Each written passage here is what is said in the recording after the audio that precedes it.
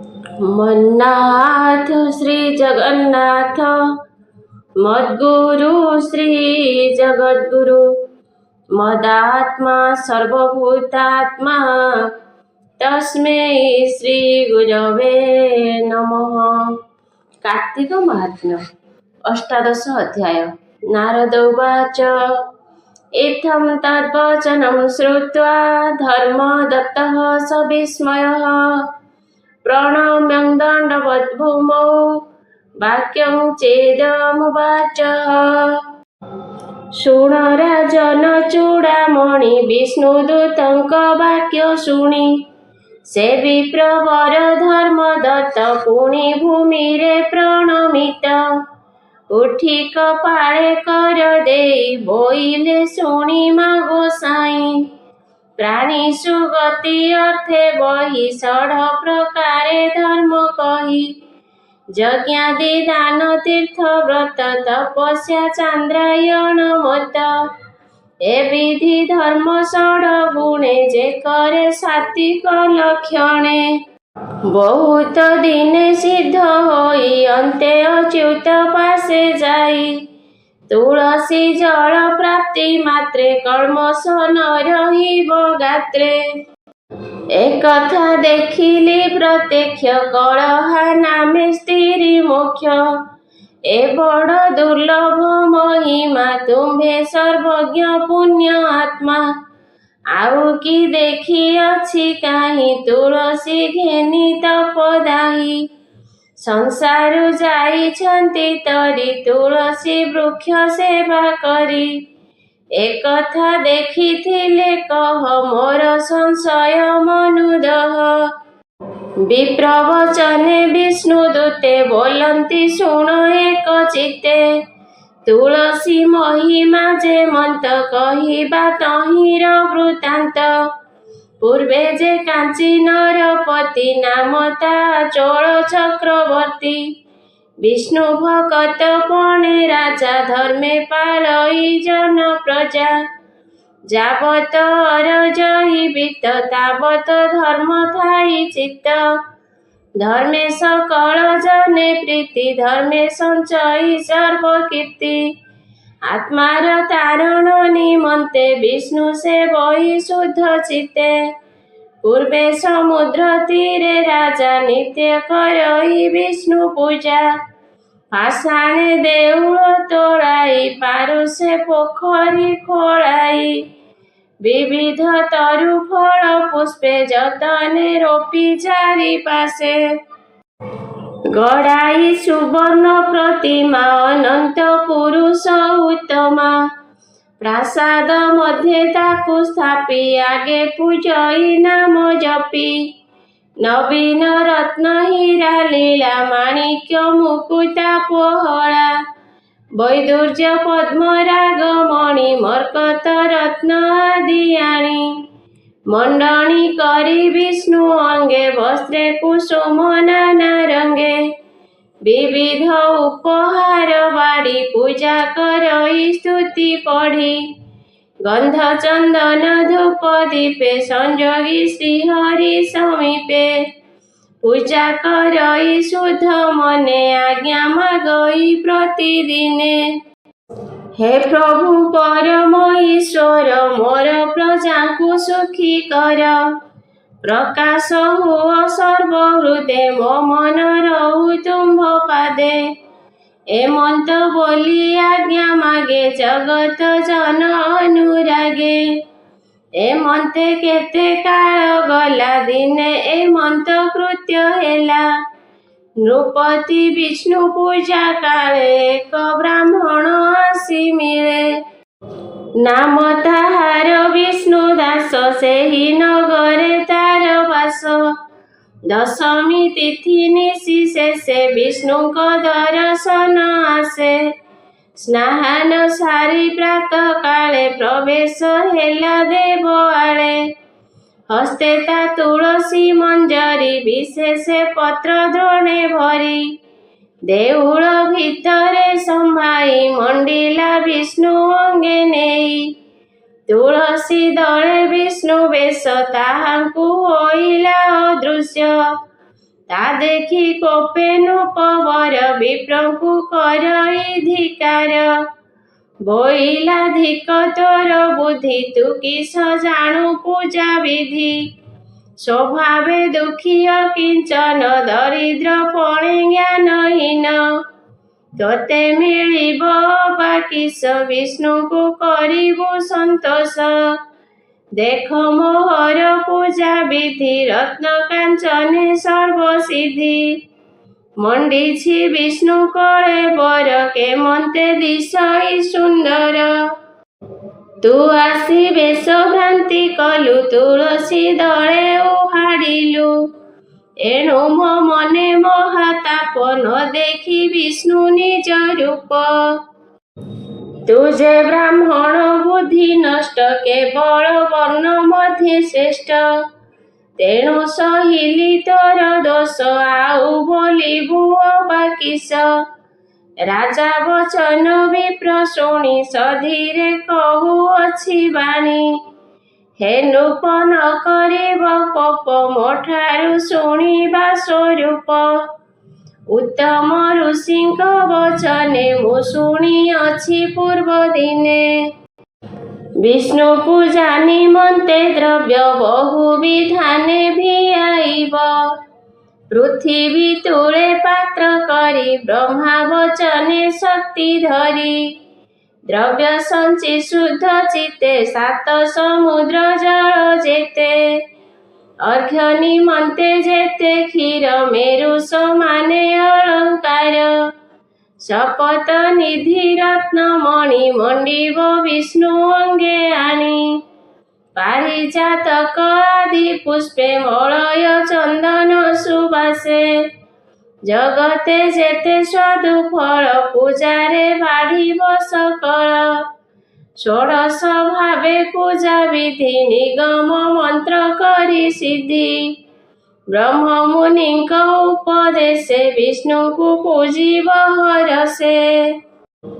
ତେଣେ ହୋଇବ ଯେତେ ଧର୍ମ ତୁଳସୀ ଦଳେ ନୋହେ ସମ। ତୁଳସୀ କୋମଳ ମଞ୍ଜରୀ ବେନି ହସ୍ତରେ ଥିବ ଧରି। ଯେ ଯାହା ଦେବ ବିଷ୍ଣୁ ଶିରେ ସେ ଧର୍ମ କହିଲେ ନ ସରେ। ବିଷ୍ଣୁ ଶ୍ରୀ ମୁଖେ ଛନ୍ତି କହି ବିଧାତା ସର୍ବଶାସ୍ତ୍ରେ ଲିହି। ଈଶ୍ୱର ମୋହି ଆଦି ଗଣେ ପ୍ରକାଶ କଲେ ଜଣେ ଜଣେ। ତେଣୁ ପ୍ରସିଦ୍ଧ ଏ ତୁଳସୀ ଗୋବିନ୍ଦ ପୂଜାରେ ପ୍ରଶଂସୀ। କେବେ ଏ କଥା ନୋହେ ମିଛ ତୁ ରାଜା ଗୁରୁ ଦ୍ୱାରେ ପୁଛ। ଏମନ୍ତ ବ୍ରାହ୍ମଣ ବଚନେ ରାଜା କହଇ କୋପ ମନେ। ତୁ ବିପ୍ର ନିଶ୍ଚେ ବଡ଼ ଦୁଷ୍ଟ ମୋତେ କରାଉ ଆସି ରୁଷ୍ଟ। ଏ ମୋର ଧର୍ମ କୀର୍ତ୍ତି ଯେତେ ପ୍ରକାଶ ହେଉଛି ଜଗତେ। କେହା ସଂଖ୍ୟା କରି ପାରି ତୁ କାହୁଁ ମୋର ସଙ୍ଗେ ସରି। ତୁଳସୀ ବୃକ୍ଷ କେତେ ରୋପି ଆପେ ବୋଲାଉଅଛୁ ତପି। ଆପଣା ଗୁଣ କହୁ ବନ୍ଦୀ ମୋର ଅଶେଷ ଧର୍ମ ନିନ୍ଦି। ଏକଥା ପ୍ରଚ୍ଛନ୍ନ ବୁଝିବା ଚାଲ ଉତ୍ତମ ସ୍ଥାନେ ଯିବା। ମୋ ଗୁରୁ ମୃଦୁଗୋଲ ଋଷି ସର୍ବଦା ଗୟା ତୀର୍ଥବାସୀ। ତାଙ୍କ ସଙ୍ଗତେ ବିପ୍ରଗଣେ ଅଛନ୍ତି ବୈଷ୍ଣବ ଗହଣେ। ଯାଗ ସମ୍ପାଦି ଧର୍ମ ବାଟେ ଅଛନ୍ତି ଗଙ୍ଗା ନଦୀ ତଟେ। ସେଠାରେ ଧର୍ମ କର୍ମ ବିଧି ପ୍ରଚ୍ଛନ୍ନ ହେଉଅଛି ସିଦ୍ଧି। ତାଙ୍କ ନିକଟେ ଚାଲ ଯିବା ଏକଥା ତାଙ୍କୁ ପଚାରିବା। ତୁଳସୀ ସେବା ଧର୍ମ ଫଳ ଆଉ ଯାବତ କରି ଠୁଳ। କେଥେ ଗୁରୁ ଲଘୁ ଅବା ବିପ୍ର ଗୋଷ୍ଠୀରେ ପଚାରିବା।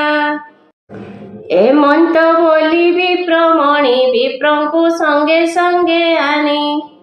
ସେଦିନ ନିଜପୁରେ ରହି ପ୍ରଭାତୁ ଗଲେ ପଥ ବାହି। ତୃତୀୟ ଦିନ ଅବଶେଷ ମିଳିଲେ ଗଦାଧର ଦେଶ। ଦେଖିଲେ ଗୟା ନଦୀ ତୀରେ ଦକ୍ଷିଣ କୂଳ ବନ ଘରେ। ବହୁତ ଶିଷ୍ୟ ଗଣ ତୁଲେ ଯଜ୍ଞ କରନ୍ତି ମୁଦୁ ଗଲେ। ବହୁତ ସମ୍ଭାର ଭିଆଇ ନିରତେ ଅନ୍ନଦାନ ଦେଇ।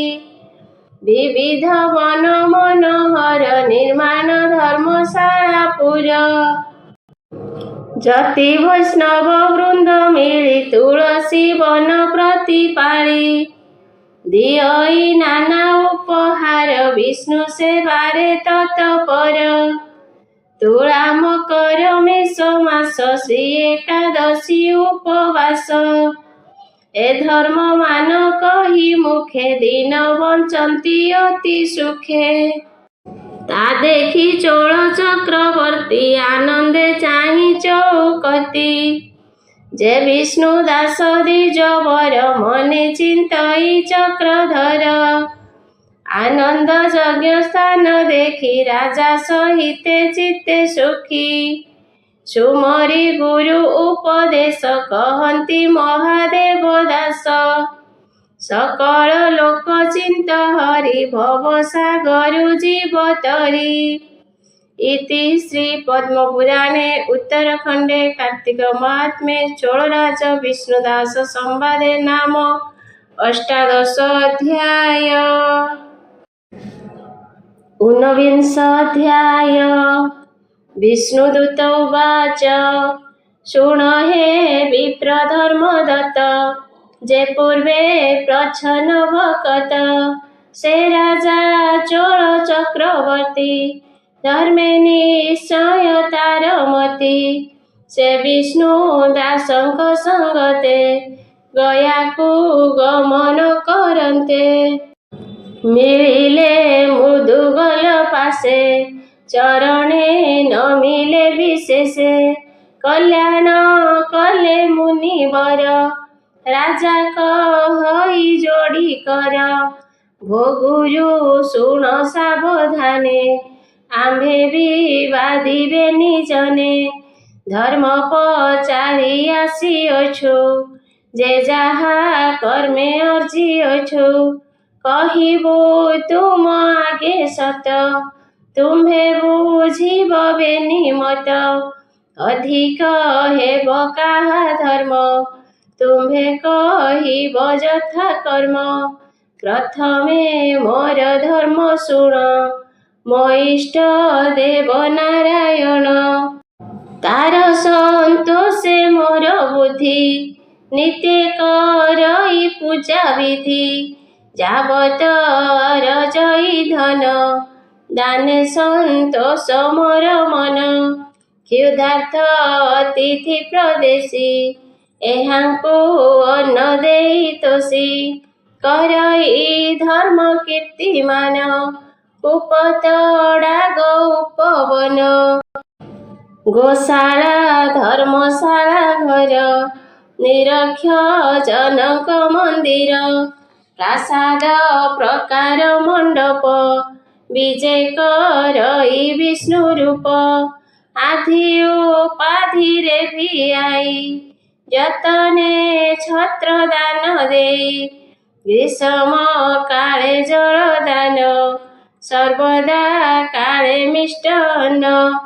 क्षुधार्त जन ग्रासे आसी निरते देउथाई जाची।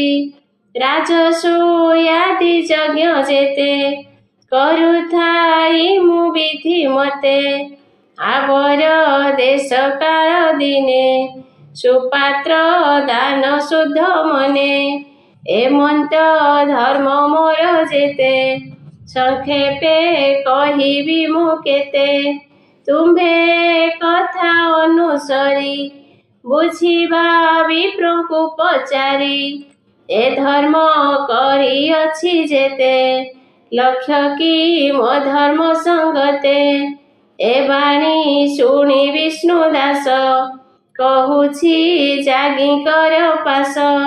बोलई शुण सावधाने मुदिज थाई तोष मने।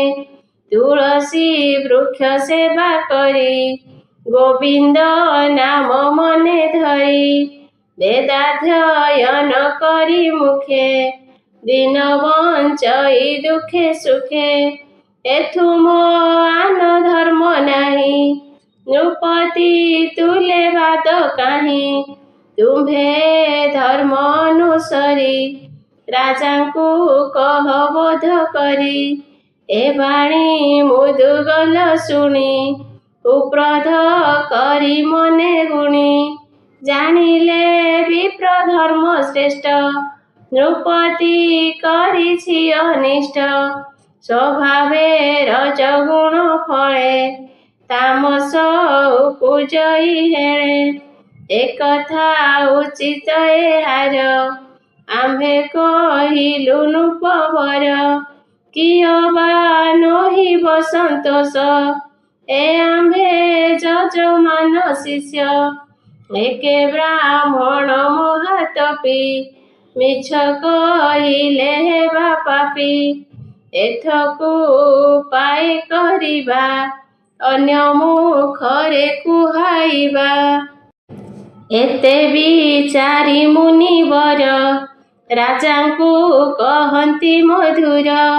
ହେ ନୃପ ଶୁଣ ମନ ଦେଇ, ତୁମ୍ଭେ ଆସିଲ ଯହିଁ ପାଇଁ। ସେ କଥା କହିବା ପ୍ରଚ୍ଛନ୍ନ, ଏବେ ଆମ୍ଭର ବାକ୍ୟ ଶୁଣ। ପାଗ ସମ୍ପୂର୍ଣ୍ଣ ହେବା ଯାଏ, ତୁ ରାଜା ଥାଅ ଏହିଠାଏ। ବିପ୍ର ହିଁ ଆଉ ତୋର ମେଳେ, ତୁ ଅନ୍ନ ପୁଞ୍ଜ ଯାଗଶାଳେ। ବିପ୍ରଙ୍କୁ ଦେଉଥିବା ସଞ୍ଚା, ଧର୍ମ ହିଁ କରୁଥିବ ପଞ୍ଚା। ଦେବଙ୍କୁ ହବି ଦେଇ ତୋଷି, ସମସ୍ତେ ସଭା କରି ବସି। ଫେଡ଼ିବା ତୁମ୍ଭର ସନ୍ଦେଶ, ଶୁଣି ନୃପତି ମନେ ଦୋଷ। ଗୁରୁଙ୍କ ଆଜ୍ଞା ଘେନି ଶିରେ, ଅନ୍ନ ଭୁଞ୍ଜଇ ତାଙ୍କ ଘରେ। ରାନ୍ଧଣା ସଞ୍ଚା ବସା ଘର, ସେ ବିପ୍ର ଦେଲେ ମୁନିବର। ସେ ବିପ୍ର ପାଇନ ସମାନ, ସ୍ୱହସ୍ତେ ପାକ କଲା ଅନ୍ନ। ବ୍ୟଞ୍ଜନ ଆଦି ଯତ୍ନ କରି, ରଖିଲେ ପତ୍ର ପାତ୍ରେ ଭରି। କବାଟ କିଳି ନିଜ ହାତେ, ନଦୀକି ଗଲେ ସ୍ନାନ ଅର୍ଥେ। ସ୍ନାନ କରିନ ଗଙ୍ଗା नीरे, ପ୍ରବେଶ ହେଲେ ଆସି ଘରେ। ଦ୍ୱାର କବାଟ ଫିଟିଅଛି, ଅନ୍ନ ବ୍ୟଞ୍ଜନ ନାହିଁ କିଛି। ଦେଖି ବିସ୍ମୟ ବିପ୍ରବର, ମନରେ କରଇ ବିଚାର। ମୁଁ ଯେ କବାଟ ଗଲି କିଳି, ଫିଟାଇ ଦେଲା କେ ଅର୍ଗଳି। ଅନ୍ନ ବ୍ୟଞ୍ଜନ ସବୁ ନେଲା, ଭଲା ସେ ବାଟ ଚାହିଁଥିଲା। ଏକଥା ହୋଇଲେ ପ୍ରକାଶ, ଲୋକେ କହିବେ ଉପହାସ। ବୋଲିବେ ଆହେ ବିପ୍ରବର, ଏ ପୁଣ୍ୟ ସ୍ଥାନେ ନାହିଁ ଚୋର। ଆହାର ସମ୍ପୂର୍ଣ୍ଣ ନୋହିଲା, ଦୋହରା ଭୋଜନ ନିମନ୍ତେ। କହୁଛି ବିଚାରିବେ ଚିତ୍ତେ, କିଅ ବା ସମ୍ପାଦିବେ ଚୋରି। ଚୋରକୁ ଦଣ୍ଡ ଦେବେ ଧରି, ସେ ଦଣ୍ଡ ଆମ୍ଭ ଯୋଗୁ ହେବ। କେତେ ସେ ପ୍ରାଭବ ପାଇବ, ସ୍ୱଭାବେ ଦୀନହୀନ ନରେ। ସେ ସିନା ଅନ୍ନ ଚୋରି କରେ, ତାର ଶରୀରେ ବଳ ନାହିଁ। ଗଞ୍ଜଣା ନ ପାରିବ ସହି, ପ୍ରାଭବ ପାଇଲେ ମରିବ। ସେ ହତ୍ୟା ଆମ୍ଭଙ୍କୁ ଲାଗିବ। କିଅ ବା ଧର୍ମ ଆତ୍ମା ଜନେ, ଚୋରକୁ ନ ଦଣ୍ଡିବେ ଜ୍ଞାନେ। ଆମ୍ଭ ନିମନ୍ତେ ଦୁଃଖେ ପଡ଼ି, ପୁଣି ରାନ୍ଧଣା ଥିବ ଲୋଡ଼ି। ଆମ୍ଭଙ୍କୁ ରନ୍ଧାଇବେ ଅନ୍ନ, କେମନ୍ତେ କରିବା ଭୋଜନ। ସ୍ୱଭାବେ ସାୟଂକାଳ ଗଲା, ରଜନୀ ପ୍ରବେଶ ହୋଇଲା। ନିଶାରେ ପୂଜା ବଶ୍ୟ ଦେବ, କେବେ ହେ ନିର୍ବାହ ନୋଇବ। ରନ୍ଧନ ନ କରିବା ଯେବେ ସୁଜନେ ସନ୍ତୋଷ ନୋଇବେ। ଏମନ୍ତ ଅଛି ବହୁ କ୍ଲେଶ ଏକଥା କଲେ ପରକାଶ। ତେଣୁ ଏ ନିଜ କର୍ମ ଦୋଷ ଆଜ ରହିବା ଉପବାସ। ଏତେ ବିଚାରି ଦ୍ୱିଜ ବର ମୁଞ୍ଜିଲା କମଣ୍ଡଳୁ ନୀର। ସନ୍ତୋଷେ ପୁହାଇଲେ ନିଶି ପ୍ରଭାତେ ସ୍ନାନ ସାରି ଆସି। ଇଷ୍ଟ ଦେବତା ପୂଜା କରି ବିଷ୍ଣୁ ଗାୟତ୍ରୀ ଜପ କରି। ଏଥୁ ଅନ୍ତରେ ଯେ ଜାଗିକେ ଯାବତ ଚରତା ସେବକେ। ହବିଷ୍ୟ ଅନ୍ନକୂଟଣ୍ଡୁଳ ନବୀନ ଭାଣ୍ଡ କାଷ୍ଠ ଜଳ। ବ୍ୟଞ୍ଜନ ଅର୍ଥେ ମୃଗଘୃତ ଦଧି ଲବଣ ସେବାକୃତ। ଅନଳ ଆଦି ତୃଣ ତୁଲେ ବିଷ୍ଣୁ ଦାସକୁ ଆଣିଦେଲେ। ବିପ୍ରତା ଦେଖି ତୋଷ ଚିତେ ସ୍ୱପାକ ସମ୍ପାଦି ତୁରିତେ। ଦ୍ୱାରେ ସ୍ନାନ ବେଗେ ସାରି କରେ ତୁଳସୀ ଜଳ ଧରି। ଅନ୍ନ ବ୍ୟଞ୍ଜନ ଥିଲା ଚହିଁ ଯାଇ ଦେଖିଲା କିଛି ନାହିଁ। ଚକିତ ହୋଇ ଦ୍ୱିଜ ବର ଆମବା ବାଧିଲା ଭଖିନୀର। ସେ କଥା ପ୍ରକାଶ ନ କଲା ଉପାସେ ସେଦିନ ରହିଲା।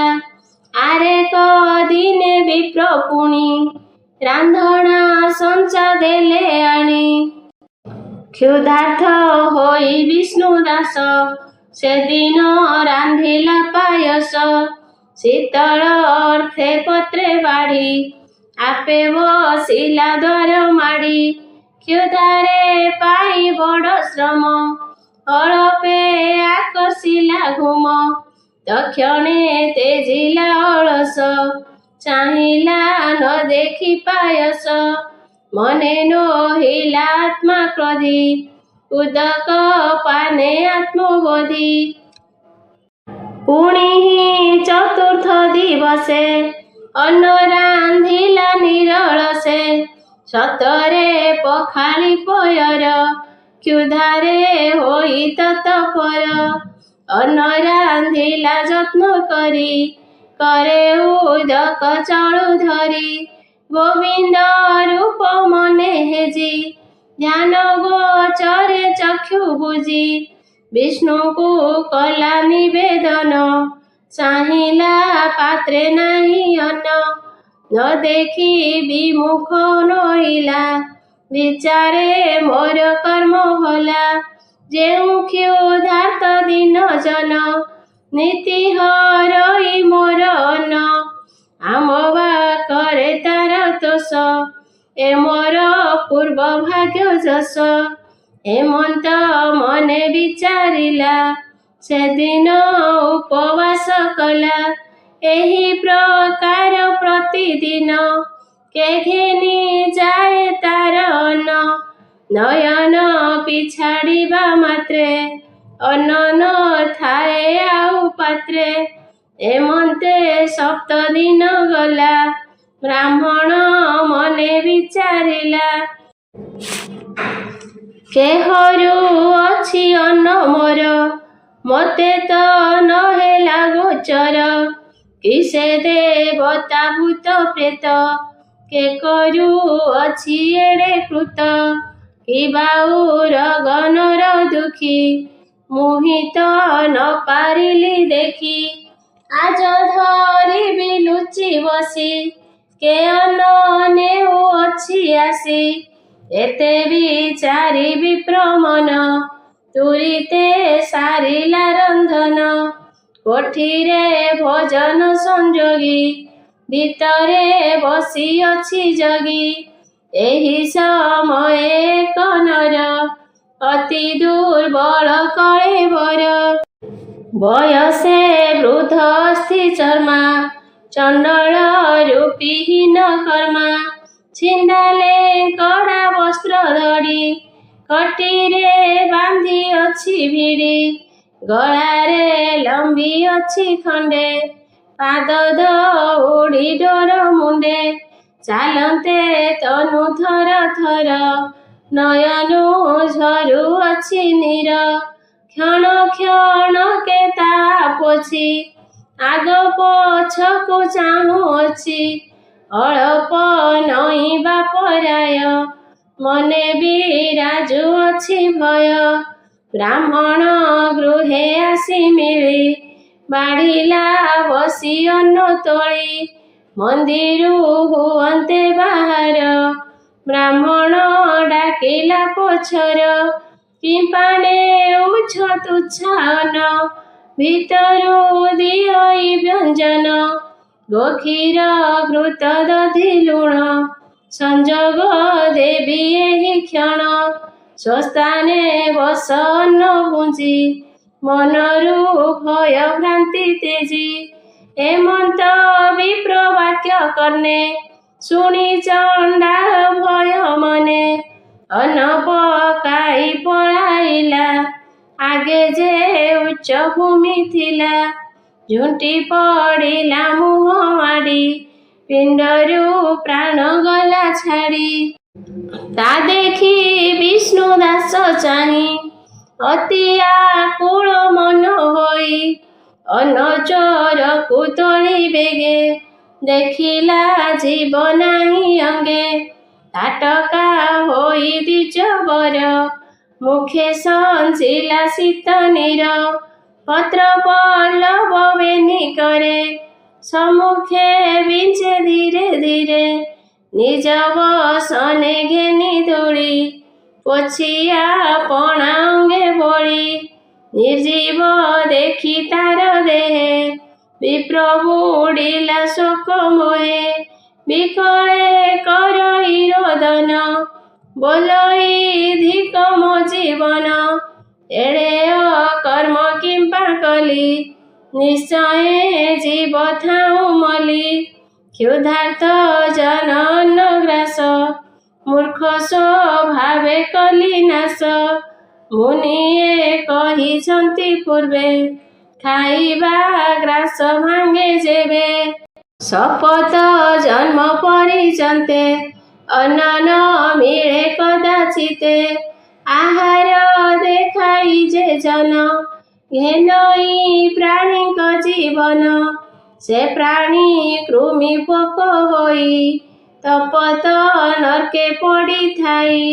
ଯୁଗାନ୍ତରେ ପଶୁ ଯୋନି ଲଭଇ ପୂର୍ବ କର୍ମ ଘେନି ମୁଁ ଏହା ଜାଣଇ ସ୍ୱରୂପ ଅଜ୍ଞାନେ ଅରଜିଲି ପାପ ଏମନ୍ତେ କରଇ ରୋଦନ ଶୁଣି ଅନେକ ବିଦ ଜନ ଆସି ମିଳିଲେ ତାର ପାଶ ତାହାଙ୍କୁ ଦେଖି ବିଷ୍ଣୁ ଦାସ ବୋଇଲେ ଅତିଥି ଶ୍ରେଷ୍ଠ ମୋ ଯୋଗୁ ହେଲା ପ୍ରାଣ ଭ୍ରଷ୍ଟ ତେଣୁ ମୁଁ ଏହାର ସଙ୍ଗତେ ଅନଳେ ଝାସିବି ନିଶ୍ଚିତେ ଏଥକୁ କର ଉଦଯୋଗ ନାହିଁ ମୋ ଜୀବନରେ ଭୋଗ ଏମନ୍ତେ ବିପ୍ରସୁଦ୍ଧ ମନ ଜାଣିଲେ ଜଗତ ଜୀବନ ତକ୍ଷଣେ ଆଜ୍ଞା ପରମାଣେ ସେ ମୃତ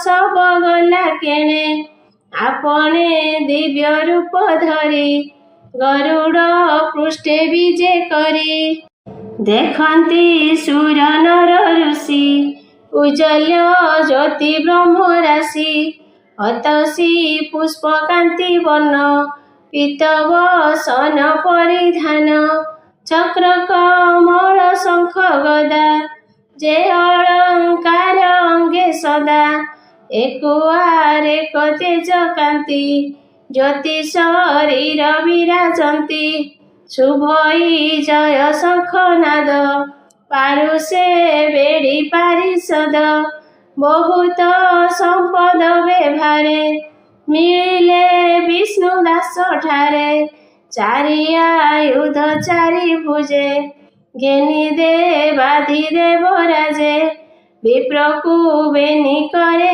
ତୋଳି, ଗରୁଡ଼ କନ୍ଧେ ବନମାଳି। କୋଳେ ବସାଇ ଯାନ୍ତି ଶୁନେ, ଦେଖନ୍ତି ଗୟାବାସୀ ଜନେ। ରାଜା ଯେ ଗୁରୁ ପାଶେ ଥିଲା, ତା ଦେଖି ବିସ୍ମୟ ହୋଇଲା।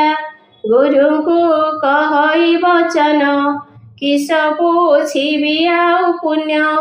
ଦେଖି ବ୍ରାହ୍ମଣ କର୍ମ ଗୁଣ, ପ୍ରତ୍ୟକ୍ଷେ ଆସି ନାରାୟଣ। ଗରୁଡ଼ ଆସନେ ବସାଇ, ବିପ୍ରଙ୍କୁ ନିଜପୁରେ ନେଇ। ମୁଁ ଯେ ଅନେକ ତପ କରି, ନୋହିଲି ବିପ୍ର ସଙ୍ଗେଶ୍ୱରୀ। ସେ ପ୍ରଭୁ ଜଗତ ଜୀବନ, ମୋତେ ନୋହିଲେ ଅବଧାନ। ତେଣୁ ବି ଅର୍ଥ ଜନ୍ମ ନାହିଁ, ଏ ଦେହ ଥିବ କାହିଁ ପାଇଁ। ବିଷ୍ଣୁ ଭାବେ ଯେଉଁ ପ୍ରାଣୀ, ସମ୍ପଦ ସୁଖ ପ୍ରାୟ ମଣି। ତାର ଜୀବନ ଧିକ ଧିକ, ଯାବତ ଭୋଗ ସବୁ ନର୍କ। ଏଣୁ ମୋ ଦେହେ ନାହିଁ କାର୍ଯ୍ୟ, ଅନଳେ ଝାସ ଦେବି ଆଜ।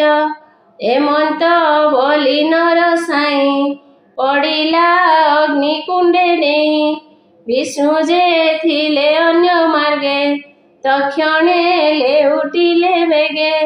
ଯଜ୍ଞ ନଳକୁଣ୍ଡେ ପଶି, ରାଜାଙ୍କୁ ଧରିଲେ ଆକର୍ଷି।